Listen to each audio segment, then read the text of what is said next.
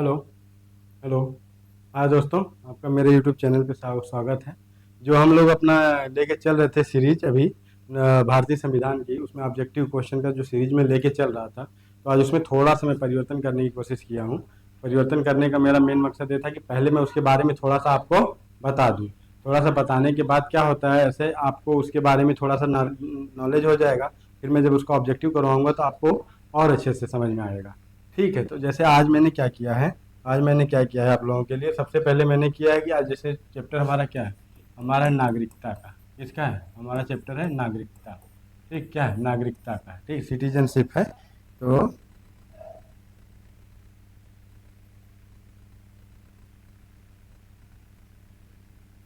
नागरिकता का है, ठीक है।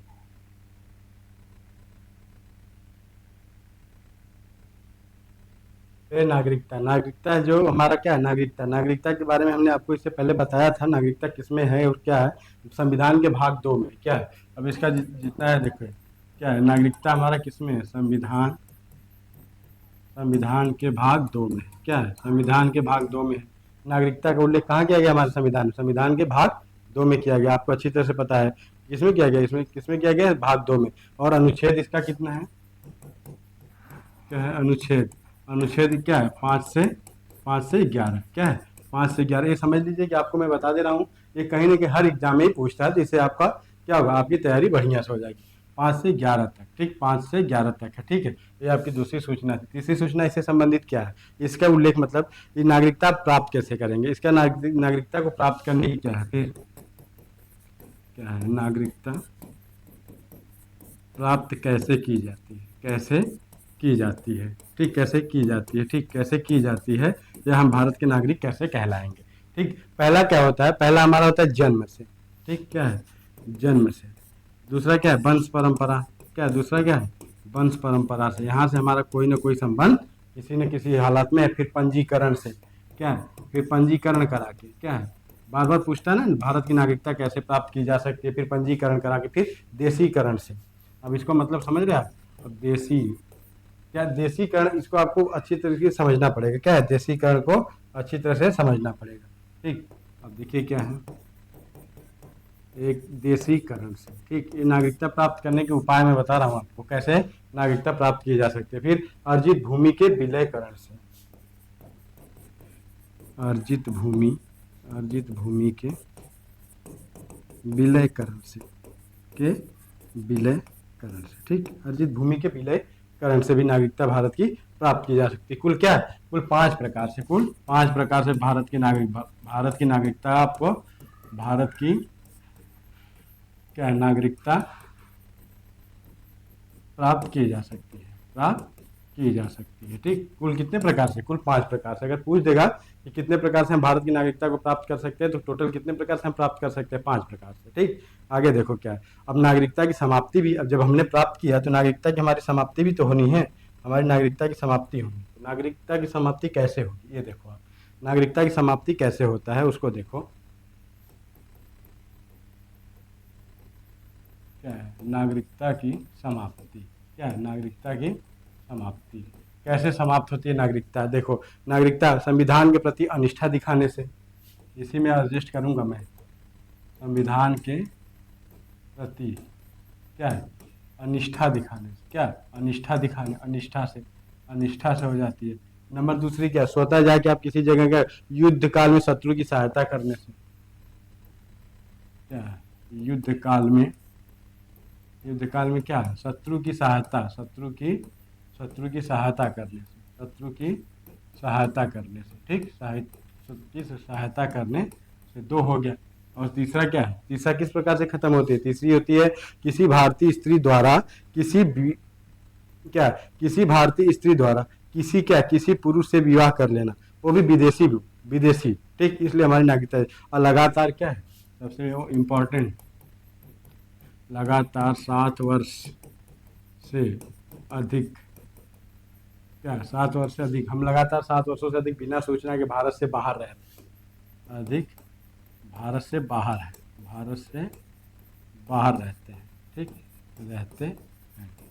ये हो गया, ये हमारी नागरिकता समाप्त होने की ये हमारा सबसे बड़ा कारण है। अब नागरिकता संबंधित अधिनियम कब कब आया था, इसको सुनो।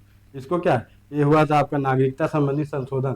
नागरिकता संबंधी संशोधन हमारे पास कब कब हुआ है उसको मैं बताऊँ, लेकिन उसको बताने से पहले अब इतनी इतनी चीज़ें आपको ज़रूरत थी, और इसका जो ऑब्जेक्टिव क्वेश्चन मैं लेके आया हूँ आपकी इसी स्लाइड में है।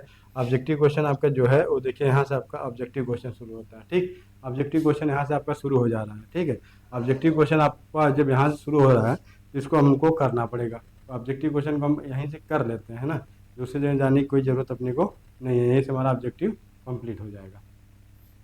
कंप्लीट होने का मतलब है, मेरा कहने का ये मतलब है कि ऑब्जेक्टिव कराने का मेरा ये मेन उद्देश्य ये था कि अगर यहाँ से हम अपना ऑब्जेक्टिव क्वेश्चन कर लेते हैं तो इसमें से नागरिकता आपकी कंक्रीट की तरह हो जाएगी। ठीक, और पहला क्वेश्चन क्या है, ओवरसीज सिटीजनशिप ऑफ इंडिया नाम से बनी समिति के अध्यक्ष निम्नलिखित में से कौन है? भैया कौन है? संजय बरुआ, लक्ष्मीमल सिंघवी, न्यायमूर्ति तरुण गोगोई तथा इनमें से कोई नहीं। इसका क्वेश्चन पूछा था, इसमें कौन था? लक्ष्मी सिंघवी थे। कौन थे? लक्ष्मी सिंघवी थे। एक क्या था, लक्ष्मी सिंघवी की समिति थी, एक लक्ष्मी सिंघवी की समिति की सिफारिश पर दिसंबर 2023 क्या है, दिसंबर 2003 में एक बिल आता है। मतलब बिल क्या, संसद में एक संसद की क्या, तीन में संसद में क्या होता है, संसद के द्वारा नागरिकता संशोधन बिल लाया जाता है, 2003 पारित किया जाता है। उसमें पारित किया गया जिसके तहत विदेश में जो विदेशों में भारतीय बसे हैं क्या, जो जो इसमें क्या कहा गया, जिसके तहत विदेशों में बसे भारतीयों को नागरिकता प्रदान करने का प्रावधान किया गया। मतलब जो भारत से बाहर है उनको भी नागरिकता हम देंगे। इसे ओवरसीज सिटीजनशिप ऑफ इंडिया नाम दिया गया। क्या कहा गया? इसे ओवरसीज सिटीजन ऑफ इंडिया हमने नाम दिया गया। और जिसे हम क्या कहते हैं, दोहरी नागरिकता भी कहते हैं। हम क्या कहते हैं, हम यहाँ पे इसे दोहरी नागरिकता कहते हैं। ये क्या है? दोहरी नागरिकता। ये क्या है? दोहरी नागरिकता। ठीक, 2003 में पारित हुई थी। ठीक है, याद रखिएगा। सिंघवी कौन? लक्ष्मी सिंघवी इसके क्या थे? अध्यक्ष थे इस समिति के। ठीक, चलो आगे देखो। कोई व्यक्ति भारतीय मूल के व्यक्ति का कोई कार्ड प्राप्त करने के लिए पात्र है यदि अगर भारत क्या है, ऐसा व्यक्ति जिसके द्वारा किसी भी समय भारतीय पासपोर्ट धारण किया गया हो। चलो, ऐसा व्यक्ति जो भारत के किसी नागरिक या नागरिक का पति या पत्नी हो। ठीक है, वह व्यक्ति जिसके परदादा या दादा का जन्म भारत सरकार मतलब भारत में हुआ हो क्या है, और अधिनियम 1935 के तहत परिभाषित भाषा भारत में हुआ हो और वे भारत के स्थायी निवासी हो। उपयुक्त शर्तों में से कौन सही है? इसमें से आपसे पूछा है उपयुक्त शर्तों में से कौन सही है, तो इसका आंसर क्या हो जाएगा? सभी तीनों सही है। इसका क्या है? सभी तीनों सही है। ध्यान रखिएगा, सभी तीनों सही है। ठीक, इसमें दिया है आपका सभी तीनों, इसमें 4 हो गया, 4 है नहीं। ठीक, धारण किया गया हो। ठीक है, इसको आप ध्यान रखिएगा। दूसरे में क्या, ऐसा जो नागरिक जो पति पत्नी का, और तीसरा अधिनियम क्या वो कर दिया गया। तो इसमें 4 कैसे हो? ऐसा व्यक्ति जिसके द्वारा किसी भी समय ठीक पासपोर्ट धारण किया गया हो। इसका आंसर 1 2 3 होगा, आप ध्यान रखिएगा। ठीक, दादा परदादा वाला जो ये है, दादा परदादा एक भी था। ऐसा व्यक्ति जो नागरिकता पति पत्नी 2 हो गया। फिर क्या, ऐसा व्यक्ति जो 3 हो गया। ठीक, फिर चौथा इसने कैसे लिखा, को इसमें परिभाषित किया गया हो और भारत में स्थायी निवासी हो। ठीक, चलो इसका क्या है, इसका सभी सही है, इसका सभी सही है। ध्यान रखना। आगे देखो, भारतीय संविधान में कौन सा अनुच्छेद नागरिकता से संबंधित है? अभी आपको कितनी बार चिल्ला के पढ़ा चुका हूँ। भारत में नागरिकता संबंधी भारतीय संविधान में किस अनुच्छेद से संबंधित है, ये क्वेश्चन आपसे पूछा है। तो ये क्वेश्चन तो आपको गलत कभी नहीं होना चाहिए। क्या है? 5 से 11 है। संविधान के क्या है, संविधान के भाग 2 में 5 से 11 नागरिकता दिया गया है। क्या है? नागरिकता से क्या है, नागरिकता से संबंधित अनुच्छेद दिया गया है। क्या दिया गया? अनुच्छेद दिया गया अनुच्छेद दिया गया। इसको आप ध्यान रखेंगे। आगे देखो क्या कह रहा है। भारतीय संविधान निम्न में से कौन सी नागरिकता प्रदान करता है? दोहरी, एकल नागरिकता, उपयुक्त दोनों। देखो, ये विदेशों को प्राप्त है। हमारे यहाँ हम एक ही नागरिकता देते हैं भैया। क्या करते हैं, हमारे यहाँ नागरिकता क्या है? एकल नागरिकता है। ठीक, अमेरिका में दोहरी नागरिकता है। अमेरिका में क्या है? दोहरी नागरिकता। तो ये कैसे है, केंद्र सरकार अपना देती है और जिस राज्य के हो राज्य भी अपनी नागरिकता देती है। लेकिन हमारे यहाँ नागरिकता के मामले में क्या है, नागरिकता के मामले में हम एकात्मक है। मतलब बस सारी शक्ति इसके बाद किसके पास है? केंद्र सरकार के पास है। अब अगर जो अभी हमने ओवरसीज नागरिकता बताई, वो विदेशों में रह रहे लोगों के हो, वो विदेशों में रह रहे लोगों को क्या हम कहेंगे? हम भारतीय मानेंगे। ठीक है, ये है, ये हम क्या कौन सी नागरिकता देते हैं, हमारे यहाँ एकल नागरिकता लागू होती है। हमारे यहाँ कौन सी नागरिकता लागू होती है, एकल नागरिकता लागू होती है। अगला देखो, भारत के संविधान के किस भाग में हम नागरिकता से संबंधित प्रावधानों को पाते हैं? किस भाग में? अभी बताया, भाग 2 में। भाग 2 में अनुच्छेद 5 से 11, 5 से 11 अनुच्छेद में, अनुच्छेद ध्यान रखिएगा। अगला क्वेश्चन देखो, भारत में नागरिकता की निम्नलिखित विशेषताओं में से कौन सी सही है? राज्य तथा राष्ट्र की दोहरी नागरिकता है, गलत है। राज्य की एकल नागरिकता, हमारे यहाँ राज्य की नागरिकता ही नहीं है। संपूर्ण भारत की एकल नागरिकता है, यही सही है। भारत और अन्य देश की दोहरी नागरिकता क्या है? अन्य देश की भी तो नहीं, हमारे यहाँ दूसरे देश को नागरिकता दी गई है क्या?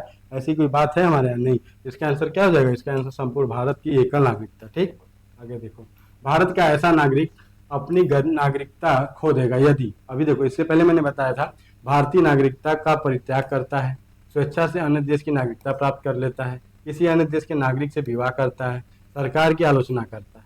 ठीक, अब देखो वो कैसे खोएगा अपनी नागरिकता, इसमें क्या है, कैसे खोएंगे हम? इसका आंसर क्या हो जाएगा? इसका 1 और 2 होगा।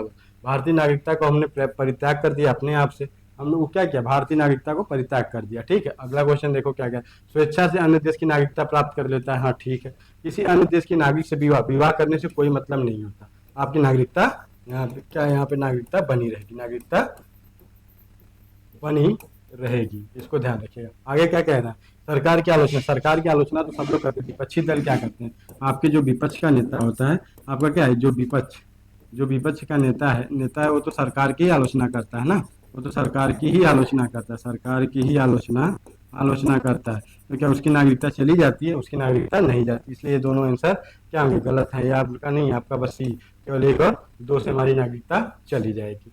अगला क्वेश्चन देखो, निम्नलिखित में से कौन नागरिकता के अर्जन हेतु शर्तों को नियत करने के लिए सक्षम है? कौन सक्षम? चुनाव आयोग, राष्ट्रपति, सांसद एवं राज्यों के विधानमंडल, विधानसभाएं सम्मिलित रूप से, या संसद? अब आप बताओ इसमें से कौन है? एक ही है, कोई एक ही बनेगा, क्योंकि इसमें देखो चुनाव आयोग क्या है, ये निर्वाचन से संबंधित है। क्या है? निर्वाचन से संबंधित कार्य कराती है। ठीक, निर्वाचन से संबंधित कार्य कराती है। ठीक, कराती है। ठीक है, और क्या है, भाग 15 में है, किसमें, भाग 15 में दिया हुआ। ठीक है, राष्ट्रपति, भारत का एक राष्ट्रपति होगा, आपको अच्छी तरह पता होना चाहिए। संसद और राज्य के नागरिकता पे क्या है, नागरिकता पर बस केवल व केवल किसका, केवल व केवल केंद्र सरकार का अधिकार है, केंद्र सरकार का अधिकार। तो इसलिए क्या है, केंद्र सरकार मतलब संसद, हमारे यहाँ जो भी कार्य करेगी वो संसद करेगी। किस पे, नागरिकता पर जो भी कार्य होगा उसको कौन करेगा, संसद करेगी। उसको कौन करेगा, संसद। और संसद बनती किससे है, संसद बराबर हो जाएगा आपका राष्ट्रपति प्लस लोकसभा प्लस राज्यसभा, ये मिला के क्या बनेगा, ये बना के मिलेगा आपका संसद बन जाता है। ठीक, इतनी बातें आपको समझ में आ जानी चाहिए। चलो अगला क्वेश्चन देख लो आप। अगला क्वेश्चन आपसे क्या कहना है, नागरिकता संशोधन अधिनियम 2015 के अंतर्गत निम्नलिखित में से कौन भारतीय कार्ड धारक प्रवासी नागरिक के रूप में पंजीकृत होने के लिए अर्ह मतलब योग्यता नहीं रखता है? कौन है? एक अवयस्क बच्चा जिसके अभिभावक भारतीय नागरिक हैं, भारतीय नागरिक की विदेशी मूल की पत्नी हो, वे भारतीय जो विभाजन के उपरांत पाकिस्तान में प्रवासी हों, वो एक व्यक्ति का परपोता परपोती जो दूसरे देश के नागरिक हों। ये क्वेश्चन आपसे पूछा है कि इसमें से कौन नहीं होगा।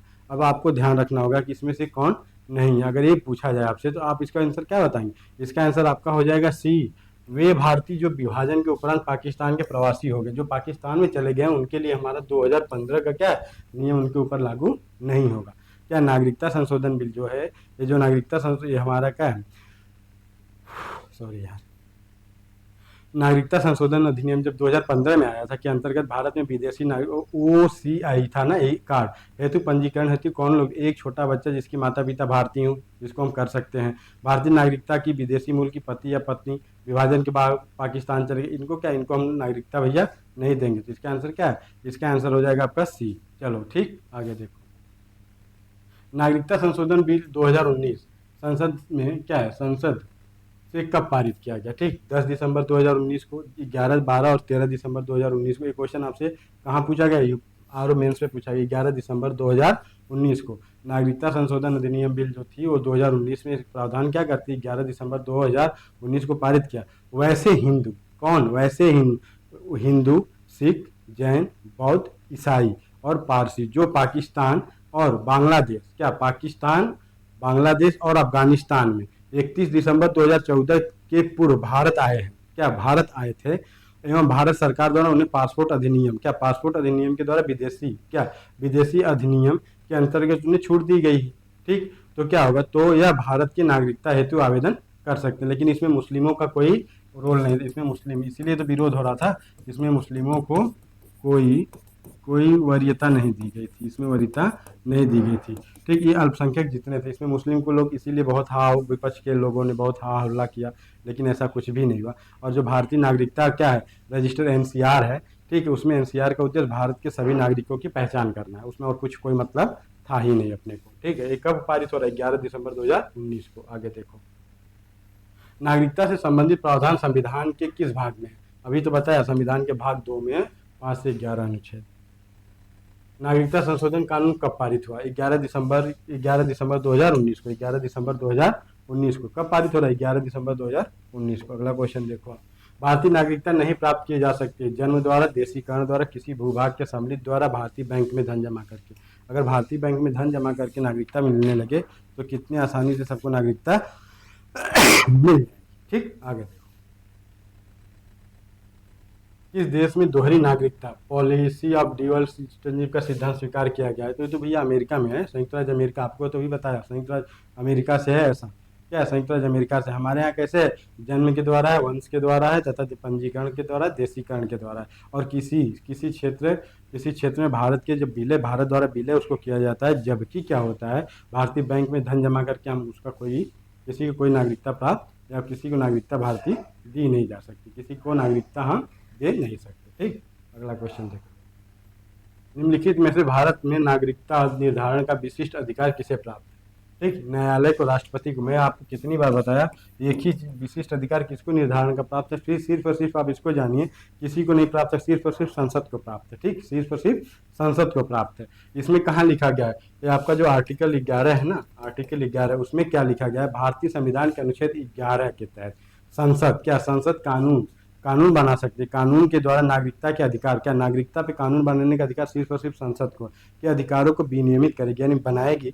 और संसद को नागरिकता के अधिग्रहण और समाप्ति और नागरिकता से संबंधित किसी भी अन्य मामले में भी कोई प्रावधान करने का अधिकार है। कुछ भी नागरिकता पे कोई भी कार्य कोई भी करेगा, सिर्फ और सिर्फ अनुच्छेद 11 के तहत कौन कर सकती है, भारतीय संसद कर सकती है। कौन कर सकता है, भारतीय संसद कर सकता है। चलो आगे देखो, नागरिकता अधिनियम 1955, ठीक, 1955 के अंतर्गत पंजीकरण द्वारा भारतीय नागरिकता प्राप्त करने के लिए भारतीय मूल के व्यक्ति को भारत में कितने वर्ष बिताने होंगे, कितने वर्ष बिताने होंगे, जितने वर्ष के लिए वो जाता है हमको उतने वर्ष बिताना पड़ेगा। सीधे याद रखिए, क्या हम 7 वर्ष बिताएंगे, क्या 7 वर्ष लगातार बिताएंगे, क्या लगातार बिताएंगे। ठीक, बिताएंगे। और नागरिकता जाति कैसे है, 7 वर्ष लगातार भारत से बाहर रहो, 7 वर्ष क्या है, लगातार भारत से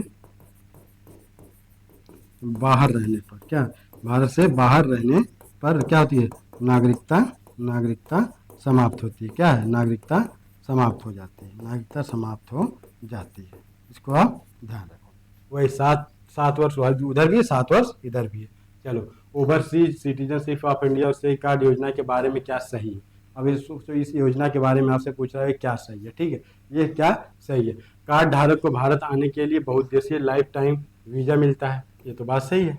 वह भारत में कृषि भूमि खरीद सकता है, नहीं खरीद सकता। उसे मतदान का अधिकार प्राप्त होता है, नहीं प्राप्त होता। अगर 5 साल के लिए पंजीकृत है तो उसे स्वचालित रूप से भारतीय नागरिकता मिल जाती है, नहीं भैया, 7 साल से ज़्यादा रहने पर, 7 साल से ज़्यादा रहने पर। तो 5 साल पे कैसे मिल जाएगी, यही आपका आंसर ए सही हो जाता है। क्या आता है, आंसर आपका ए सही हो जाता है। चलो अगला क्वेश्चन देखो, नागरिकता अधिनियम 1955 किस तारीख को या उसके बाद नागरिकता निर्धारण से संबंधित है, किस तारीख से हमारे यहाँ नागरिकता का निर्धारण किया जाता है, उस तारीख से। तो कौन सा है, अब देखो वो जो तारीख है हमारी, वो तारीख हमारी कौन सी कहलाती है, 26 जनवरी 1950 है, 26 जनवरी 1950 है। तो इसको कहते क्या है, भारतीय संविधान के भाग 2 में नागरिकता से संबंधित है, हालांकि इसमें इससे संबंध में न तो कोई स्थायी और न ही कोई विस्तृत प्रावधान है। ठीक, यह क्या है, यह केवल उन व्यक्तियों को वह केवल उन व्यक्तियों की पहचान करता है जो इनके प्रारंभ में क्या है, यानी 26 जनवरी 1950 को भारत के नागरिक बन गए थे, भारत के नागरिक बन गए थे। ठीक, क्या भारत के नागरिक, क्या भारत के नागरिक बन गए थे। ठीक, ये हो गया। अगला क्वेश्चन देखो, राष्ट्रीय नागरिकता रजिस्टर एनसीआर के संबंध में क्या है? नेशनल रिकॉर्ड ऑफ सिटीजनशिप के संदर्भ में निम्नलिखित कथनों पर कौन सही नहीं है? पहला राष्ट्रीय पहला राष्ट्रीय नागरिकता रजिस्टर 1951 में उस वर्ष जनगणना के समापन के उपरांत संकलित किया गया था। यदि कोई व्यक्ति यह साबित नहीं कर पाता है कि वह या उसके पूर्वज 24 मार्च 1971 की आधी रात से पहले भारत में आए थे, तो उसको विदेशी घोषित कर दिया जाएगा। यह एक विशिष्ट प्रक्रिया है जिसमें नागरिकता को सिद्ध करने का दायित्व नागरिकों पर होता है। वे लोग जिन्हें विदेशी घोषित किया गया है उन्हें प्रत्यावर्तन संधि और या असम समझौते के तहत बांग्लादेश निष्कासित कर दिया जाएगा। ये क्वेश्चन आपसे पूछा है, तो इसमें बताना है आपको क्या कि नागरिक एनसीआर में जो एनसीआर का जो प्रावधान किया गया था उसमें कौन सा एक सही नहीं है, यही पूछा गया है इसमें इसका आंसर क्या हो जाएगा? इसका आंसर आपका डी हो जाएगा। इसका आंसर क्या है? इसका आंसर क्या हो जाएगा? इसका आंसर आपका हो जाएगा डी। ठीक, का क्या सही नहीं है, क्या सही नहीं है ये बताना था ना, क्या सही नहीं है, तो इसका आंसर आपका क्या डी होगा, सॉरी डी हो जाएगा ना। इसका आंसर क्या होगा? वे लोग जिन्हें विदेशी घोषित किया गया है उन्हें प्रत्यावर्तन संधि और असम समझौते के तहत बांग्लादेश निर्वासित कर दिया जाएगा। ऐसा करने का कोई प्रावधान नहीं है। ठीक, अब देखो ये कहना क्या चाहते हैं, एक रजिस्टर जो एनसीआर है इसका पहला राष्ट्रीय रजिस्टर जो बना था 1951 में, उस वर्ष ठीक है, ये सब मिला जुला के वही है। इसमें मिला के आपको सारी चीज़ें हैं, इसको बहुत बड़ा प्रावधान नहीं है, इसको आप जब समझ जाएंगे तो कर लेंगे।